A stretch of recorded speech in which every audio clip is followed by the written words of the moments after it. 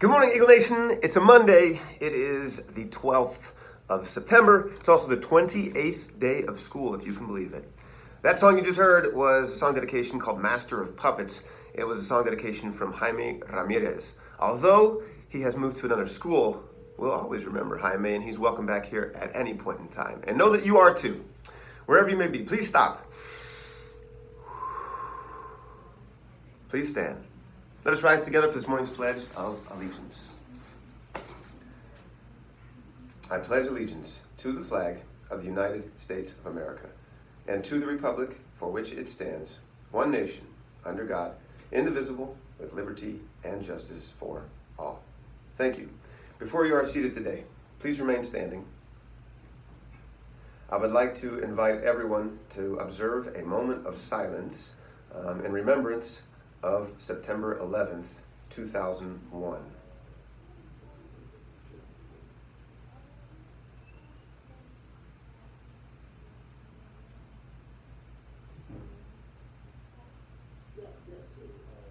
Thank you for doing that. Yesterday, as you may know, if you had discussions in your households or watched the news, was September 11th, which commemorated the deadliest terrorist attacks on U.S. soil ever.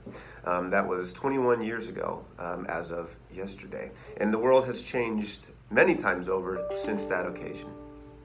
We will remember those who were lost that day and those who fought as first responders to respond to that moment in time, as well as those who have continued to fight for a better today and a better tomorrow, both here at home and abroad. Thank you. All right, what's going on today? First of all, thank you to all for a successful celebration, a PBIS celebration kickoff assembly. Everybody did a great job practicing respect and responsibility and care. Let's keep up the momentum. Teachers, if you don't have some of these in your pockets, make sure that you do. And if you need more, let us know. We'll get you more ASAP. Students, make sure you're doing everything you can. We should be acknowledging you regularly.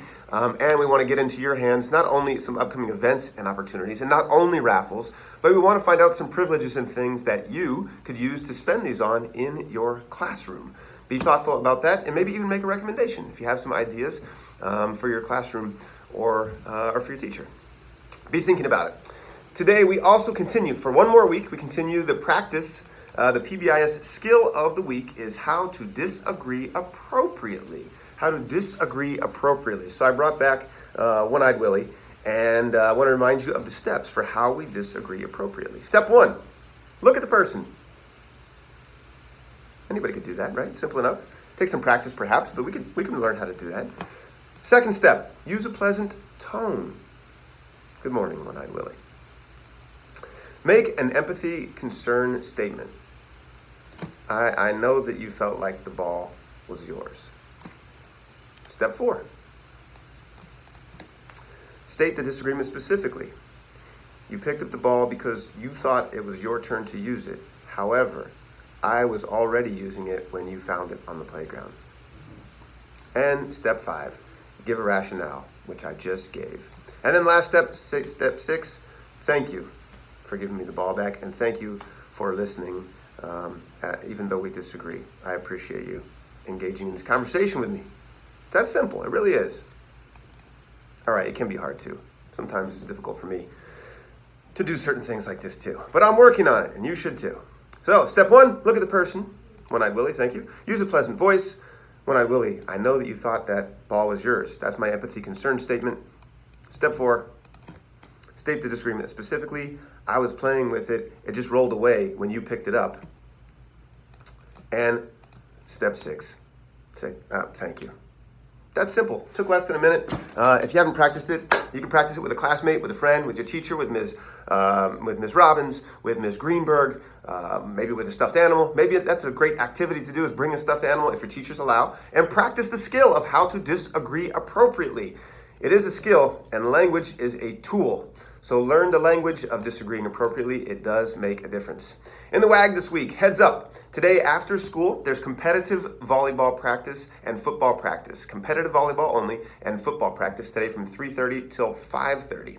Also today after school begins G-Road. If you're signed up, you're one of our 80 participants for G-Road. We are capped at 80 and we have exactly 80 students signed up for that with right now. We have 4 people on the wait list. We're going to see if we can maybe get you in soon.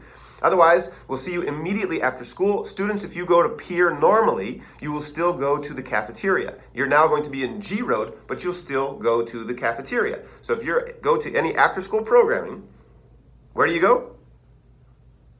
If you said the cafeteria, you would be correct. Please be sure that you go to the cafeteria for G-Road after school. CTMs are coming soon. Teachers, follow-ups. Keep thinking of creative ways to post student work. Students from kindergarten all the way through 8th grade, I've seen examples of your artwork, examples of your drawings. In Mr. Conway's room, I can think of how you have goals posted that you're working on. I've seen students' birthdays. Be sure that you continue to celebrate yourselves in the learning process. Learning is a social endeavor, and to see yourself reflected in the world around you is important. Teachers, if you're not yet doing so regularly, help students out. Post and review learning objectives daily and with every lesson. And if you're ready for that pro skill that Ms. Chamberlain suggested, I want you to start to try and use the 3-part objective.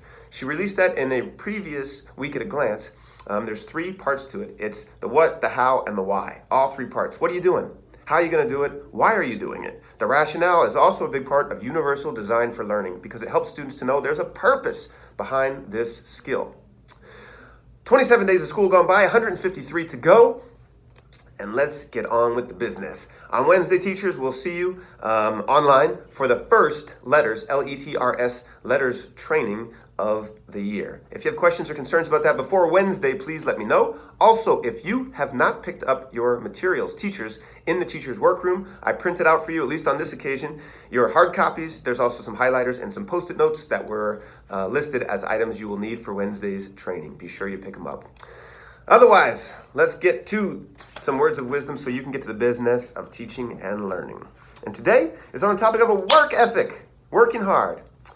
Archbishop Patrick Flores of San Antonio, Texas, understands what it means to be raised in a poor home. His childhood home didn't have electricity or running water.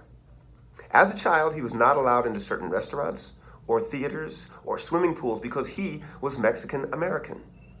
But he overcame the problems he faced in his childhood and became a powerful man who did many good things in America. So listen to what Archbishop Flores has to say to you and me today.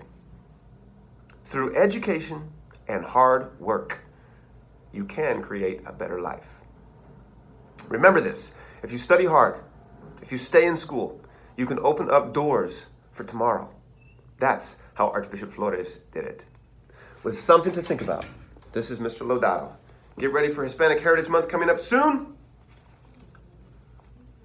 Mask up as needed, hats and hoods off indoors, stay in your zones, put away your phones, and make it a great day or not. The choice is yours.